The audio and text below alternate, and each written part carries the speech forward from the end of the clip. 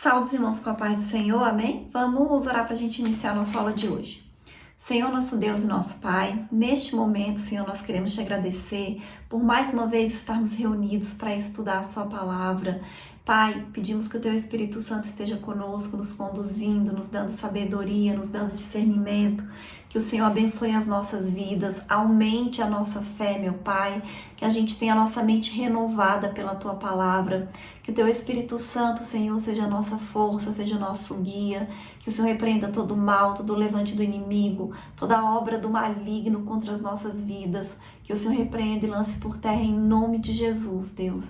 É isso que nós te pedimos e te agradecemos em nome de Jesus. Amém? O título da lição de hoje é Somos Cristãos. Nós vamos fazer a leitura que está em Gálatas, capítulo 2, do versículo 1 ao 9 e o versículo 14, que diz assim: Depois, passados 14 anos, subi outra vez a Jerusalém com Barnabé, levando também comigo Tito. E subi por uma revelação e lhes expus o evangelho que prega entre os gentios, e particularmente aos que estavam em estima, para que de maneira alguma não corresse ou não tivesse corrido em vão. Mas nem ainda Tito, que estava comigo, sendo grego, foi constrangido a circuncidar-se. E isso por causa dos falsos irmãos que se tinham entremetido e secretamente entraram a espiar a nossa liberdade que temos em Cristo Jesus, para nos porem em servidão, aos quais nem ainda por uma hora cedemos com sujeição, para que a verdade do evangelho permanecesse entre vós. E quanto àqueles que pareciam ser alguma coisa, quais tenham sido no outro tempo, não se me dá, Deus não aceita a aparência do homem. Esses, digo que pareciam ser alguma coisa, nada me comunicaram. Antes, pelo contrário, quando viram que o evangelho da incircuncisão me estava confiado, como a Pedro o da circuncisão, porque aquele que operou eficazmente em Pedro para o apostolado da circuncisão, esse operou também em mim, com eficácia para com os gentios. E conhecendo Tiago, Cefas e João, que eram considerados como as colunas, a graça que se me havia dado, deram-nos as destras em comunhão comigo e com Barnabé, para que nós fôssemos aos gentios e eles à circuncisão. Mas quando vi que não andavam bem e direitamente conforme a verdade do evangelho, disse a Pedro na presença de todos: se tu, sendo judeu, vives como gentios e não como judeu, por que obrigas os gentios a viverem como judeus? Amém? Então, o que acontece? A igreja cristã, ela nasceu dentro de uma comunidade judaica, né? As pessoas eram judeus, o próprio Jesus era judeu. Então, se a gente vê aqui Paulo, Pedro, todos esses discípulos de Jesus, eles eram inicialmente judeus. Então, a igreja cristã, ela teve uma forte influência do judaísmo, obviamente. Mas eles, pelo Espírito Santo de Deus e também através de Jesus, eles viram que eles não precisavam, né, cumprir nem seguir todas as leis de Moisés, né, porque era uma nova aliança, um novo tempo. Inclusive, como a gente vai ver na lição de hoje, alguns daqueles homens, né, que se converteram ao cristianismo, que aceitaram e entenderam que Jesus era o Salvador, eles queriam que as pessoas, né, os gentios que aceitassem a Cristo, eles se circuncidassem. Mas a gente vai ver que esse não é um ensinamento, né? Como se fosse assim, a circuncisão fosse uma prerrogativa para a salvação. E a gente vai ver que não é isso que a palavra de Deus nos ensina.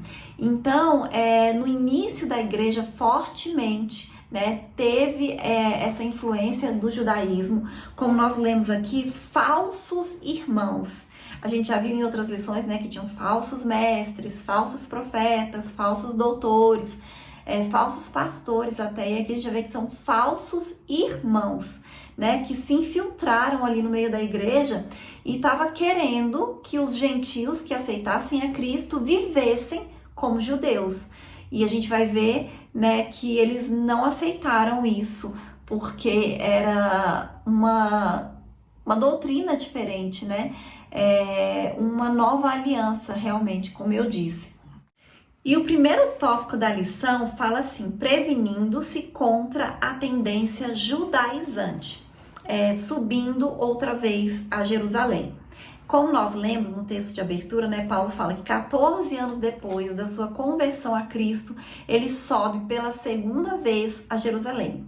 Essa segunda visita que ele fez foi por revelação, né? Ele foi guiado pelo Espírito Santo.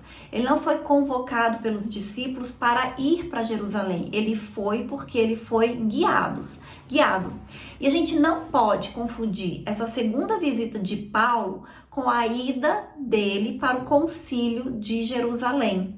Porque estudiosos, né, historiadores, eles entendem que a carta, a Epístolas aos Gálatas, foi escrita antes do Concílio de Jerusalém. E o que foi o Concílio de Jerusalém? A gente vai ver que, por causa dessa influência dos judeus, começou a ter muitos conflitos entre os gentios que aceitavam a Cristo e os judeus também que se convertiam a Cristo. Porque os judeus queriam que os gentios seguissem as tradições judaicas, né, as leis de Moisés. Alguns não tinham entendido ainda exatamente essa questão da liberdade em Cristo, né, que não era exigido essas coisas dele, especialmente para a salvação, porque a salvação foi conquistada para nós na cruz através de Jesus.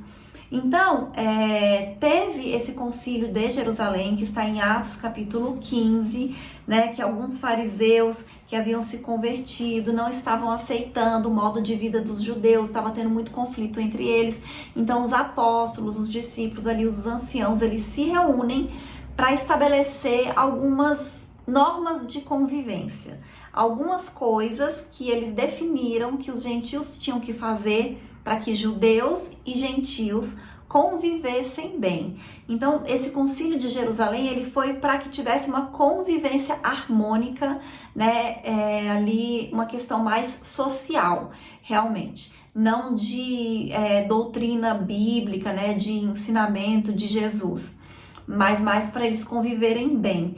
E aí, nessa passagem, que nós lemos, né, hoje, ele está indo para Jerusalém, sendo guiado pelo Espírito Santo. Não é a visita que ele foi para o Concílio de Jerusalém, porque, como eu disse, né, segundo alguns historiadores, alguns teólogos, essa carta foi escrita antes, mas trata do mesmo assunto, né? Então era algo que realmente estava causando problema ali entre eles, que eles estavam precisando discutir, debater e explicar e escrever.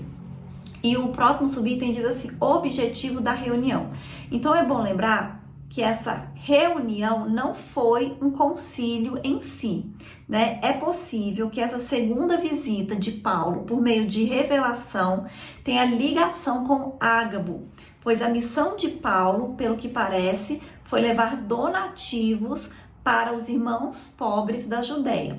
E aproveitando a ocasião, né, já a viagem, o apóstolo expôs o evangelho que ele vinha pregando aos gentios há 14 anos. Então a gente vê que Paulo, o chamado dele para evangelizar era para os gentios, né, para aqueles que eram incircuncisos. Como ele diz aqui, Pedro foi chamado para evangelizar, para pregar para os da circuncisão, ou seja, para os judeus, e Paulo foi chamado para pregar para os gentios, né, para os da incircuncisão. Então ele tinha convicção de que ele recebeu esse evangelho de Deus e estava consciente de sua subida a Jerusalém em obediência a uma ordem divina. O próximo subitem diz assim: Tito e a circuncisão. Barnabé era judeu e o seu nome aparece 3 vezes nesse capítulo.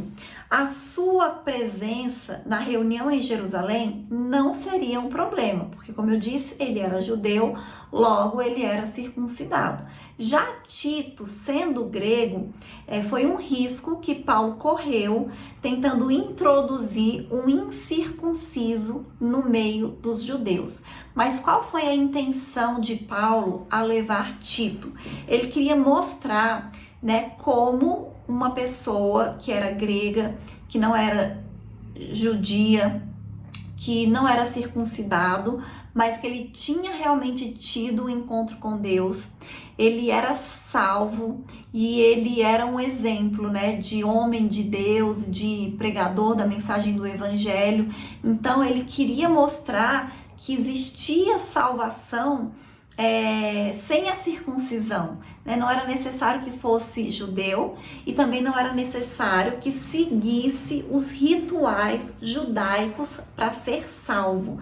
Inclusive, nos nossos dias atuais, a gente tem que rejeitar esse tipo de ensino, porque a gente sabe que existem denominações que querem judaizar, né, o cristianismo, querem que os cristãos sigam preceitos do judaísmo, como guardar o sábado, se abster de determinados tipos de alimentos, né? Então, assim, eles podem, por prática, até fazerem isso. Eles só não podem alegar que a pessoa que não cumpre esses preceitos não será salva, porque a gente sabe que a salvação não tem nada a ver com isso, né? A nossa salvação, ela está pela nossa fé em Cristo Jesus. Amém? Então, naquela ocasião, os judaizantes queriam que Tito fosse circuncidado.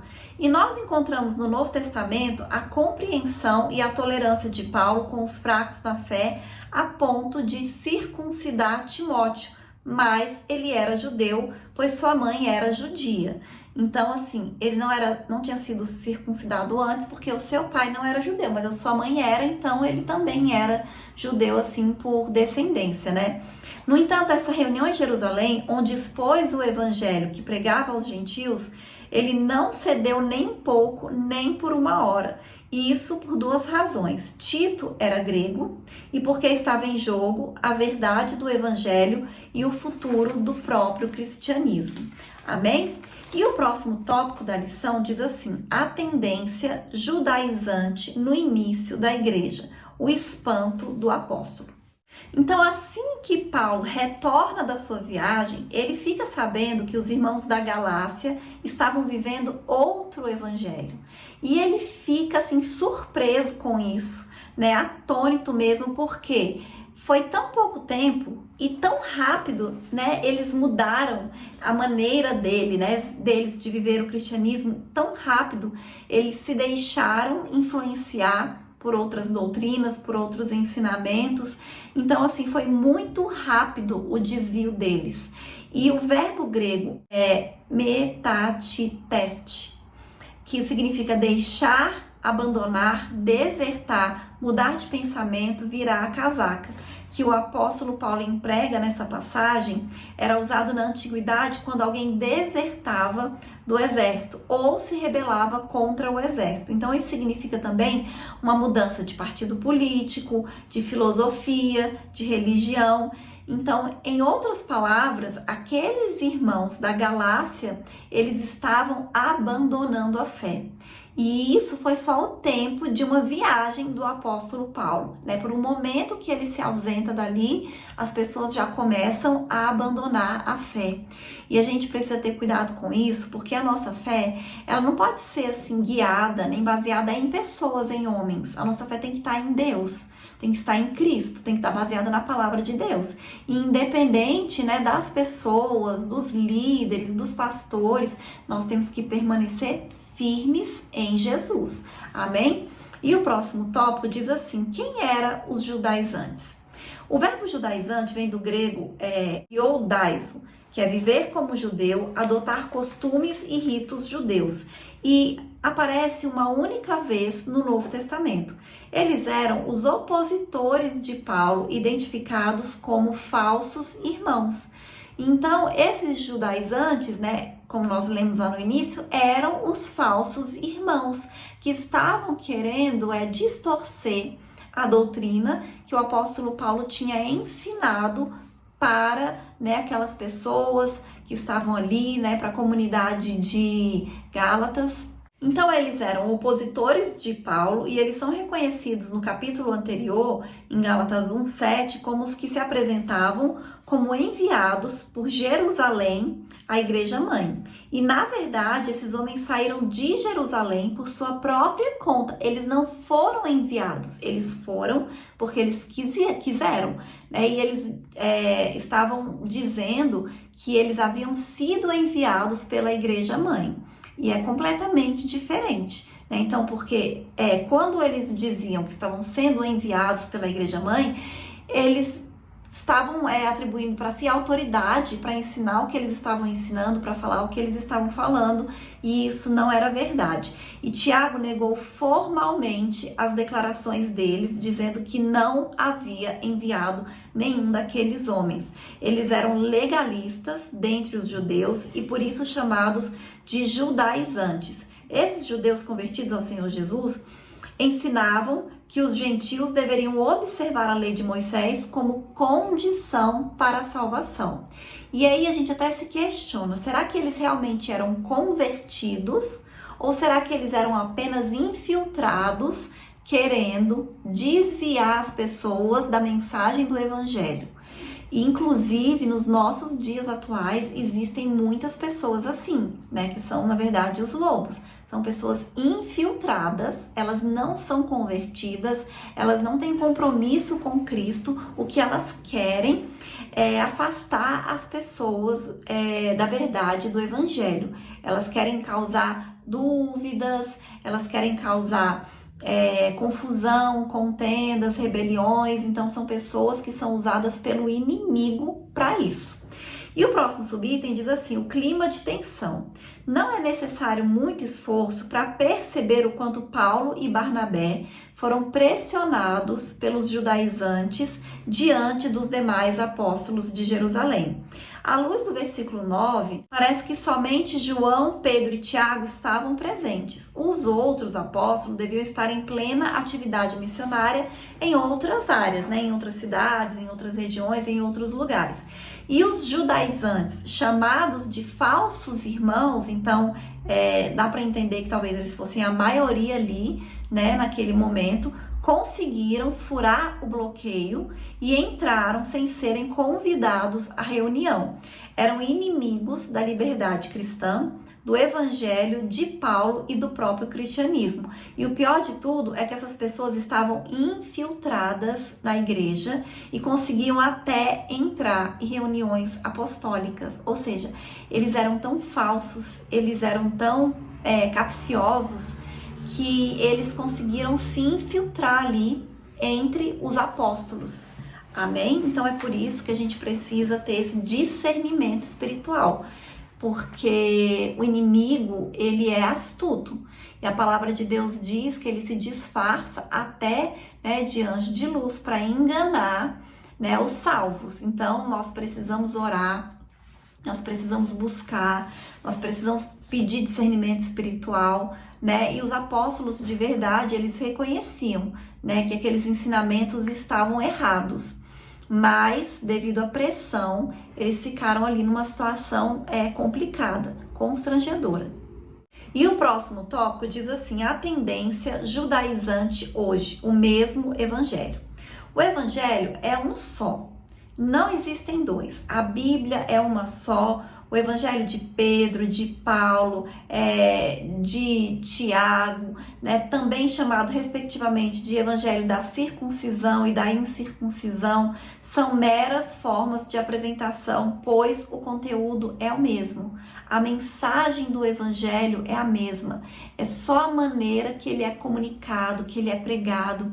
Da mesma maneira que nos nossos dias atuais, a mensagem do evangelho não mudou, continua sendo a mesma. Só que as pessoas, né, por sabedoria, por estratégia do Espírito Santo, às vezes usam maneiras, né, de anunciar essa mensagem. Porque uma maneira que você ensina para uma criança não é a mesma maneira que você vai ensinar para um adolescente, para um adulto, para um idoso. Então você vai usar a comunicação adequada. E era isso que eles faziam.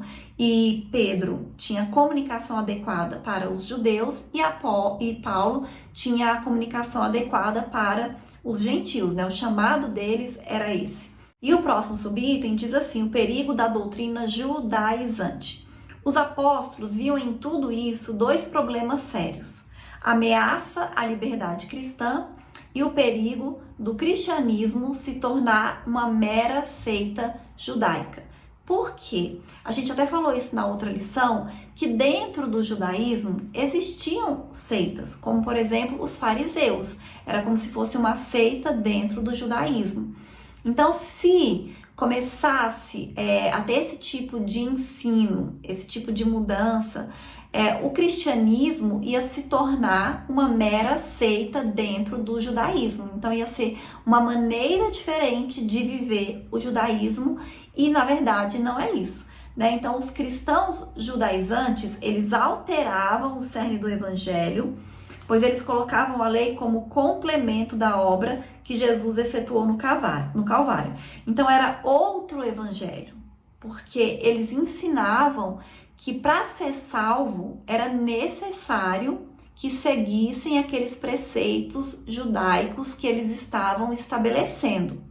E nós sabemos que não é assim. Então, inclusive hoje, né, se você ouve alguma mensagem, algum ensinamento, se existe alguma igreja que quer dizer que a salvação, né, é através de algum outro artifício, que não seja aceitar Cristo como Salvador, está errado, né? Que quer atribuir salvação a você guardar sábado, atribuir salvação a você se abster de alimentos, ou a você se circuncidar, ou a você comemorar as festas do judaísmo, tudo isso não está de acordo com a mensagem do evangelho, com o cristianismo, né, com o que a Bíblia nos ensina.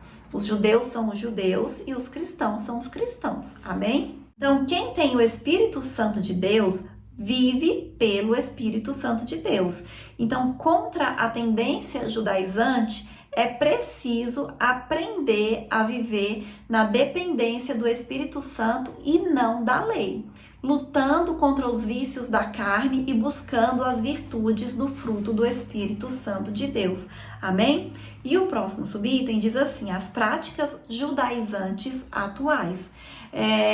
A gente falou isso até em outra lição, né? Acho que na primeira lição, que não existe nada de novo debaixo do sol, né? Que a gente vai estudar esse trimestre sobre antigas heresias que se apresentam com nova aparência. Então, assim, não tem nada de novo. O que a gente vê nos nossos dias atuais de heresia são heresias que já existiam no início da igreja.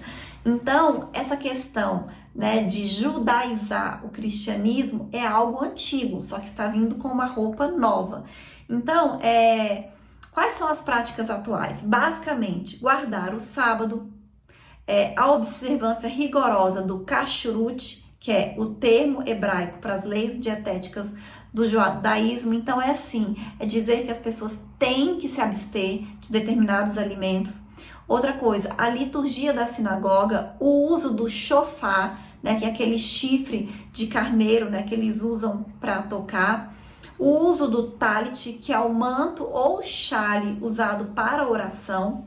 O uso do kippá, o solideu que os judeus religiosos usam sobre a cabeça. Então, se você for pesquisar, você vai ver que já existem igrejas que se dizem cristãs e que estão aderindo essas práticas como se fosse necessário para você viver o cristianismo de verdade. E a gente sabe que isso não tem nada a ver com os ensinamentos da palavra de Deus. Os judeus messiânicos, principalmente em Israel, eles seguem a tradição judaica. E quem são esses judeus messiânicos? São judeus que acreditam que Jesus é o Messias. Então, são judeus que aceitaram Jesus como Salvador. Mas eles vivem ainda com a cultura judaica, porque eles são judeus, né, que aceitaram Jesus como Salvador. E isso acontece simplesmente para preservar a identidade cultural deles e tem amparo neotestamentário. 1 Coríntios 7,18 que diz: é alguém chamado, estando circuncidado, fique circuncidado. né? Então, ou seja, na conversão a Cristo do judeu, ele não precisa mudar a sua tradição e cultura, mas ele não precisa guardar os preceitos do judaísmo, da lei de Moisés, como se fosse um requisito para a salvação. Amém? E os não-judeus. Da mesma forma, é alguém chamado estando incircuncidado? Não se circuncide. Por quê? Porque a própria palavra de Deus nos ensina que o Senhor quer a circuncisão do nosso coração. Hoje o sinal da aliança está no nosso coração, não é em uma marca física no nosso corpo. Ou seja, ele não precisa se judaizar, né? Aquele cristão, aquele gentio que se converte ao cristianismo. É erro o não-judeu adotar práticas judaicas na liturgia e no dia a dia para imitar o judaísmo. Então, a gente vê isso hoje, né? Até em igrejas evangélicas. Eles estão querendo colocar práticas judaicas dentro do rito lá da igreja, né? E comemorar, celebrar as festas do judaísmo como se fosse algo do cristianismo que não tem nada a ver uma coisa com a outra. Então a gente tem que ter esse cuidado. E Paulo conclui lá em 1 Coríntios 7:20 dizendo assim: cada um fique na vocação em que foi chamado. Então assim, a palavra de Deus ela é bem clara. Se você é judeu, se você é judeu, homem, né? Você já era circuncidado. E você aceita Cristo, não tem o que fazer. Você pode seguir as tradições do judaísmo. Mas, se você é um gentil que aceita Cristo, você não precisa judaizar, você não precisa circuncidar, você não precisa guardar sábado, você não precisa celebrar as festas, porque você não é judeu, você é cristão. Você é gentil que se converteu ao cristianismo. Então, a gente tem que seguir os ensinamentos de Jesus com relação ao cristianismo. Amém? Então, a gente tem que ter esse discernimento. E no cristianismo, o que a gente tem? A gente participa da Santa Ceia, a gente batiza nas águas. Então, assim, tem requisitos, né? Princípios do cristianismo, fundamentos, coisas que a gente pratica, que a gente faz, mas que não tem nada a ver com o judaísmo, né? Inclusive, o judaísmo não realiza essas práticas. Então, assim, a gente precisa ficar aonde onde Deus nos chamou, a gente fazer aquilo que Deus nos chamou. Se nós somos cristãos, vamos viver como cristãos, não vamos misturar as coisas. Amém? E eu vou ler a conclusão que diz assim: o resultado da reunião foi desfavorável aos judaizantes. Só o fato de os apóstolos, sendo judeus, concordarem com a explicação sobre a especificidade de cada grupo dado por Paulo já apontava engano desses legalistas sobre a obra salvífica em Cristo. Esse resultado serviu tanto para os gálatas como a todo o cristianismo nesses mais de 20 séculos de história. Assim, a diferença entre judeus messiânicos e os cristãos judaizantes atuais é que os judeus estão preservando uma cultura hereditária do seu povo e os judaizantes colocando remendo novo em pano velho. Então, qual é a diferença? Os judeus messiânicos são pessoas que são judeus, eles nasceram judeus, mas eles aceitaram a Cristo como Salvador. Então, eles são judeus que se converteram a Jesus, que se converteram ao cristianismo, que aceitaram Jesus. Então, eles praticam coisas do judaísmo para manter a tradição do seu povo. Já os judaizantes são pessoas que não são judeus, que são gentios e que querem impor a prática do judaísmo misturado com o cristianismo, que não há necessidade. Amém? Então, que isso fique bem claro pra gente e a gente precisa saber fazer essa diferença. É por isso que eu digo que você vê uma igreja evangélica, por exemplo, celebrando festas do judaísmo, não faz sentido, porque nós não somos judeus, né? Se você vê uma igreja cristã que guarda o sábado, que se abstém de alimentos igual aos judeus, não faz sentido, porque nós não somos judeus, né? Nós somos apenas gentios que se tornaram cristãos. Então a gente não tem que misturar as coisas, mas também a palavra de Deus diz que não é pra gente criticar e nem menosprezar aquelas pessoas que fazem essas coisas e fazem para Deus.